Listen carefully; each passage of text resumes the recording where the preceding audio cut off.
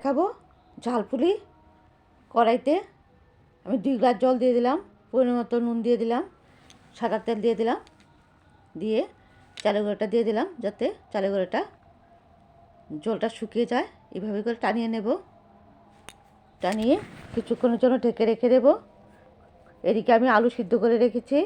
কড়াইতে তেল দিয়ে মেথি আর শুকনো লঙ্কা ফোড়ন দিয়ে আমি আলুগুলি দিয়ে দিলাম, পরিমাণ মতো নুন হলুদ দিয়ে দিলাম। মশলা দেওয়ার কোনো প্রয়োজন নেই, এমনিতেই টেস্টি হয়। এদিকে আমি চালের গুঁড়াটা ভালো করে মেখে নিলাম, মেখে পুলির আকারে করে নিলাম। পুলির একটা মেশিন আছে, মেশিনটা দিয়ে করে নেব। হাত দিয়েও করা যায়, তোমরা যেভাবে করতে চাও। আমার কাছে ছিল তার জন্য করছি, হাত দিয়েও করি, কিন্তু আমার ভালো লাগলো। এবার এটা দিয়ে করে দেখাবো। দেখো এইভাবে করে আলুটা বেশি হয়েছে তাই আলুটা বের হয়ে গেছে, এরপর এটা ঠিক হয়ে যাবে। এভাবে করে একে একে আমি সবগুলি পুলি বানিয়ে নেব। এদিকে আমি রাইস কুকারে জল দিয়ে 1 বাটি জল দিয়ে আবার বসিয়ে দিলাম।